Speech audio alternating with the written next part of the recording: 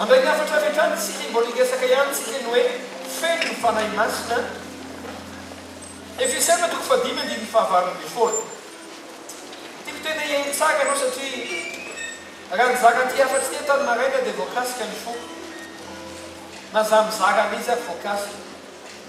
Tiako isokatra ny masom-panahinao dia atakatra tsara ny fanahinao. Amen na? Feno ny fanahy masina.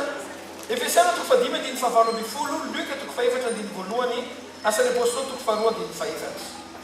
Amin'ny anaran'i Jesosy manao hoe ny Efesiana toko fadimy andiny fahavalony folo manao hoe ary aza homamy divay ianareo fa amin'izany dia misy fanarapo amin'ny ratsy fa aoka ho fenoina ny fanahy.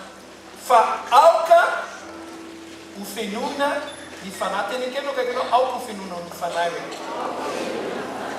Luka toko faefatra andiny voalohany, ary Jesosy feno ny fanahy masina dia niverina avy tany Jordana ary nety ny fanantaniny efatra 70 andro izy. Ary Jesosy feno ny fanahy masina. Asan'ny Apôstôly toko faharoa andiny faefatra tapany voalohany, ary samy feno ny fanahy masina izy rehetra. Samy feno ny fanahy masina izy rehetra. Raha sianabavy ny planan'Andriamanitra dia zasinao feno ny fanahy masina. Inona ny dikany hoe feno ny fanahy masina? Ny antsoina hoe feno ny fanahy masina dia ny amintsika ray manontolo ny mombantsika rakotra ny fanahy masina. Ny saitsika rakotra ny fanahy masina. Ny fotsika rakotra ny fanahy masina. Ny amintsika ray manontolo rakotra ny fanahy masina. Ny fihetsepotsika rakotra ny fanahy masina. Ny fientanam-potsika rakotra ny fanahy masina. Ny fomba fijeritsika rakotra ny fanahy masina. Ny projet-atsika rakotra ny fanahy masina. Ny fitiavatsika rakotra ny fanahy masina. Ny calculatsika rehetra rakotra ny fanahy masina. Ny planan'Andriamanitra zany dia isika tahaka an' Jesosy feno ny fanahy masina. Amen na? Rehefa feno ny fanahy masina ianao dia izay mombanao rehetra, izay ataonao rehetra dia misy diatana ny fanahy masina. Maka décision anankiray ianao décision tsy mivoaka ho azy fa décision nandalo tamin'ny fanahy masina. Zany hoe ianao zany karazana olona tsy diso fanapahan-kevitra intsony mandrakizay. Satria izay fanapahan-kevitra rehetra tsy ianao nirery-tsony naka anazy fa naka anazy ianao miaraka tamin'ny influence ny fanahy masina. Ianao zany tsy voafitaka intsony mandrakizay fa le sainao tsy inona rakotra ny fanahy masina. Teny kely akaikinao hoe rakotra ny fanahy masina hoe feno ny fanahy masina hoe. Amen. Amen ve zay? Zany hoe ny aminao ray manontolo ny herinao dia tsy herinao intsony fa miampy ny herin'ny fanahy masina. Zay zavatra ataonao zany tsy ianao rery-tsony manao anazy fa miaraka manao an'le izy ianao miaraka amin'ny fanahy masina satria ianao feno ny fanahy masina. Teny mafy be hoe feno ny fanahy masina hoe. Ataovy reny ny olona mijery internet rehetra mihitsy feno ny fanahy masina. Amen na? Timoty faharoa toko fahatelo andiny voalohany any. Timoty faharoa toko fahatelo andiny voalohany zao maka ny tenin'Andriamanitra. Fa aoko fantatrao zao fa ny aparany any dia hisy andro maholo. Zany hoe zao vaninandro iainantsika ankehitriny zao zany efa fantatra mialoha hoe zao antsoina hoe vaninandro ny problème. Amin'izao vaninandro ankehitriny zao no vaninandro iaonanao amina olona ratsy be dia be. Olona ratsy loha, olona tsy mitady afa-tsy izay anazy, olona tsy mieritreritra ny problemanao fa ny anazy ihany ny tediavany.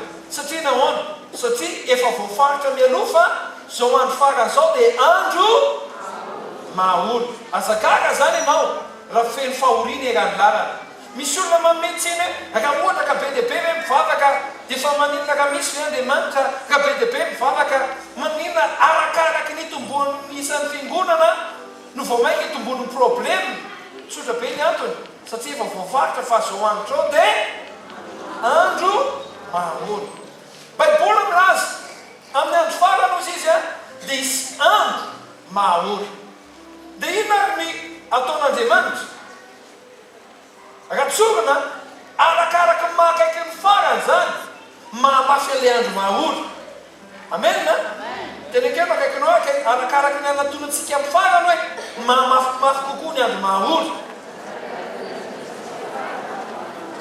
azakaka zany anao raha mahita olona manana problema ko zay anao manana problema ny avanao manana problema ny olona namanao any ampiasana manana problema mpiara-mianatra aminao manana problema ary ny problema amreo rehefa tantaraina na inao koa ry manana problema ary rehefa tantaraina le izy a tsisy tsotra fa enjana be daholo ny antony satria izao dia andro mahaholo raha andro mahaholo ary zao inona ny vahaolan'Andriamanitra vahaolan'Andriamanitra dia tsotra asan'ny apôstôly toko 2:5 hatramin'ny 7:20 asan'ny apôstôly toko 2:5 hatramin'ny 7:20 fa izao ilay nampilazaina ny joelam-paminany hoe ary amin'ny andro farany hoe Andriamanitra no andatsahako ny fanaiko amin'ny nofo rehetra ary ny zanakalahinareo sy ny zanakavavinareo aminany ny zatovinareo ahita fahitana ary ny lahianitrareo amin'ny nofo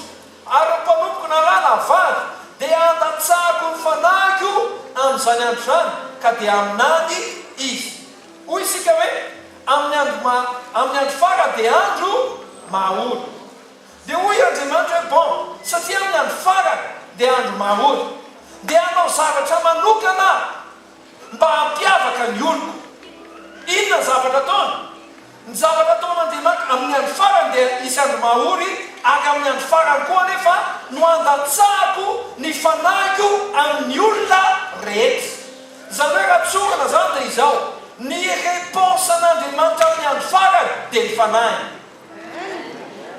aveto fandroany ny réponse-n'Andriamanitra amin'ny andro farany dia ny fanahy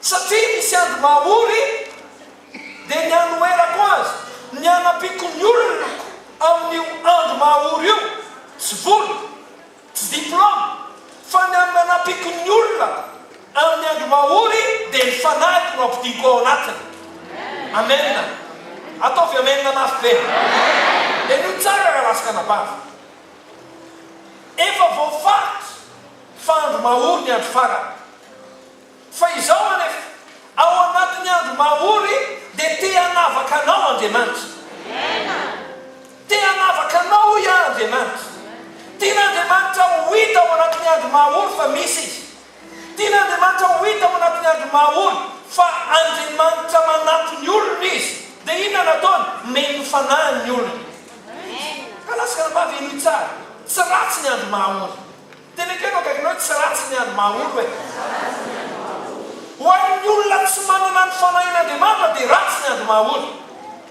fa ho an'ny olona manana ny fanahin'Andriamanitra tsy ratsy ny andro mahaholo tompo no anao izay mivavaka ny andro mahaholo ny andro farany dia ahitana fa misy voninahitran'Andriamanitra ny fiainanao ny andro farany dia ahitana fa olona mpandresy ianao ny andro farany ny olona ao anaty andro mahaholo tsy matory amin'ny alina fa ianao kosa satria ianao manana fanahin'Andriamanitra na andro mahaholo dia matory tsara ianao na andro mahaholo dia mahavokatra ianao na andro mahaholo dia manana fandresena ianao na andro mahaholo dia manana fijoroana vavolombelona ianao na andro mahaholo dia tsy mety resy ianao satria nahoana ino tsara satria nomen'Andriamanitra ny fanahy ianao ny andro mahaholo raha lasaka nabavy tsy ratsy tenekeno hoe tsy ratsy io hoe ao ana tsara polofoko aminao hoe tsy ratsy io tsotra be raha lasaka nabavy ho an'ny volamena ny afo sy ny asira tsy olana